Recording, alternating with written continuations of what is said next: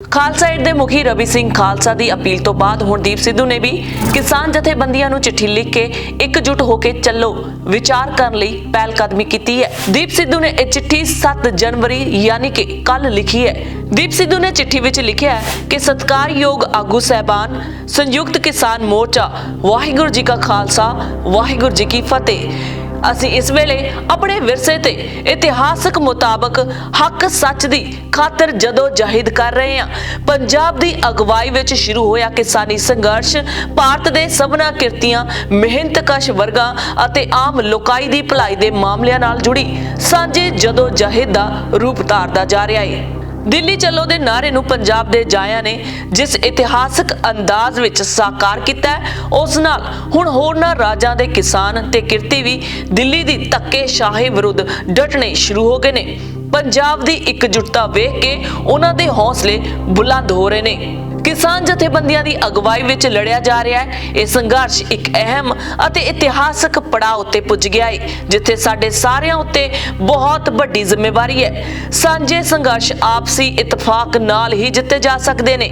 ਅਗਵਾਈ ਕਰ ਰਹੀਆਂ ਧਿਰਾਂ ਦਾ ਇਹ ਫਰਜ਼ ਹੁੰਦਾ ਹੈ ਕਿ ਸਭਨਾਂ ਸਹਿਯੋਗੀਆਂ ਦੀ ਗੱਲ ਸੁਣਨ ਤੇ ਵਿਚਾਰਨ ਅਤੇ ਉਹਨਾਂ ਨੂੰ ਬਣਦੀ ਥਾਂ ਦੇਣ। ਇਸੇ ਤਰ੍ਹਾਂ ਸੰਘਰਸ਼ ਦੇ ਸਹਿਯੋਗੀਆਂ ਦੀ ਵੀ ਇਹ ਜ਼ਿੰਮੇਵਾਰੀ ਹੁੰਦੀ ਹੈ ਕਿ ਉਹ ਅਗਵਾਈ ਕਰ ਰਹੀਆਂ ਧਿਰਾਂ ਨੂੰ ਹਰ ਪੱਖ ਬਾਰੇ ਸੁਹਿਰਦਤਾ ਨਾਲ ਜਾਣੂ ਕਰਵਾਉਂਦੇ ਰਹਿਣ ਤੇ ਰਲ ਮਿਲ ਕੇ ਸੰਘਰਸ਼ ਨੂੰ ਕਾਮਯਾਬੀ ਵੱਲ ਲੈ ਕੇ ਜਾਣ। ਦਿੱਲੀ ਦੀਆਂ ਬਰੂਹਾਂ ਉੱਤੇ ਚੱਲ ਰਹੀ ਇਸ ਸ਼ਾਂਤਮਈ ਜੰਗ ਵਿੱਚ ਸਾਡੇ ਬਾਹਰੀ ਮੋਰਚੇ ਇਸ ਵੇਲੇ ਵੀ ਮਜ਼ਬੂਤ ਸਥਿਤੀ ਵਿੱਚ ਨੇ, ਜਦਕਿ ਆਪਸੀ ਅੰਦਰੂਨੀ ਕਤਾਰਬੰਦੀ ਵਿੱਚ ਵੱਧ ਰਹੀ ਖਿੱਚੋਤਾਣ ਚਿੰਤਾ ਦਾ ਵਿਸ਼ਾ ਹੈ। ਅਸੀਂ ਇਸ ਸੰਘਰਸ਼ ਬਾਰੇ ਆਪਣੇ ਸਾਰੋਕਾਰ ਸੋਸ਼ਲ ਮੀਡੀਆ ਰਾਹੀਂ ਸੰਗਤਾਂ ਅਤੇ ਕਿਸਾਨ ਜਥੇਬੰਦੀਆਂ ਦੀ ਲੀਡਰਸ਼ਿਪ ਅੱਗੇ ਰੱਖਦੇ ਆਏ ਹਾਂ, ਪਰ ਸ਼ਾਇਦ ਕਹਿਣ ਸੁਣਨ ਜਾਂ ਧਾਰਨਾਵਾਂ ਦੇ ਫਰਕ ਕਰਕੇ ਲੋੜੀਂਦੀ ਇਕਸੁਰਤਾ ਨਹੀਂ ਬਣ ਸਕੀ। ਅਸੀਂ ਮਹਿਸੂਸ ਕਰਦੇ ਹਾਂ ਕਿ ਇਸ ਸਾਰੇ ਸੰਘਰਸ਼ ਦੀ ਕਾਮਯਾਬੀ ਲਈ ਆਪਾਂ ਸਾਰੇ ਹੀ ਆਪਸੀ ਇਤਫਾਕ ਤੇ ਸਾਂਝ ਨੂੰ ਮਜ਼ਬੂਤ ਕਰਨ ਦੇ ਹਾਮੀ ਹਾਂ। ਬਸ ਇਸ ਲਈ ਲੋੜੀਂਦਾ ਮਾਹੌਲ ਬਣਾਉਣ ਦੀ ਲੋੜ ਹੈ। ਗੁਰੂ ਸਾਹਿਬਾਨ ਵੱਲੋਂ ਹੋਏ ਇਕੱਤਰ ਮਿਲੋ ਮੇਰੇ ਭਾਈ, ਦੁਬਿਧਾ ਦੂਰ ਕਰਹਿ ਲਿਵ ਲਾਏ।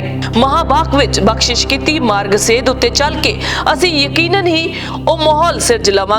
ਮੈਂ ਆਪਣੇ ਵੱਲੋਂ ਇਸ ਚਿੱਠੀ ਰਾਹੀਂ ਆਪਸੀ ਵਿਚਾਰ ਕਰਨ ਲਈ ਸੁਹਿਰਦ ਤੇ ਸਨੀਮਰ ਪਹਿਲ ਕਦਮੀ ਕਰ ਰਿਹਾ ਹਾਂ। ਤੁਹਾਡੇ ਵੱਲੋਂ ਵੀ ਅਜਿਹੇ ਹੀ ਹੁੰਗਾਰੇ ਦੀ ਆਸ ਹੈ। ਧੰਨਵਾਦ ਸਹਿਤ ਦੀਪ ਸਿੱਧੂ। ਦੱਸ ਦਈਏ ਕਿ ਦੀਪ ਸਿੱਧੂ ਕਿਸਾਨੀ ਸੰਘਰਸ਼ ਦੇ ਲਈ ਲੰਮੇ ਸਮੇਂ ਤੋਂ ਮੋਰਚੇ ਵਿੱਚ ਡਟਿਆ ਹੋਇਆ ਹੈ। ਇਸੇ ਤਰ੍ਹਾਂ ਹੀ ਲੱਖਾ ਸਧਾਣਾ ਵੀ ਕਿਸਾਨਾਂ ਦੇ ਮੋਢੇ ਨਾਲ ਮੋਢਾ ਲਾ ਕੇ ਖੜਾ ਹੈ ਅਤੇ ਕਿਸਾਨ ਜਥੇਬੰਦੀਆਂ ਵਿਚਕਾਰ ਖਿੱਚੋਤਾਣ ਚੱਲ ਰਹੀ ਸੀ, ਪਰ ਇਹ ਸਮਾਂ ਹੈ ਇੱਕ ਦੂਜੇ ਨੂੰ ਨਾਲ ਲੈ ਕੇ ਚੱਲਣ ਦਾ।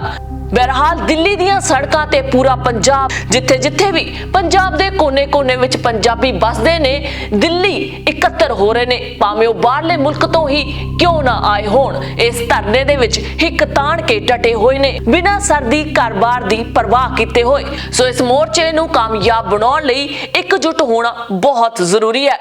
Harjinder Kaur Mangat, Indoz TV, Australia.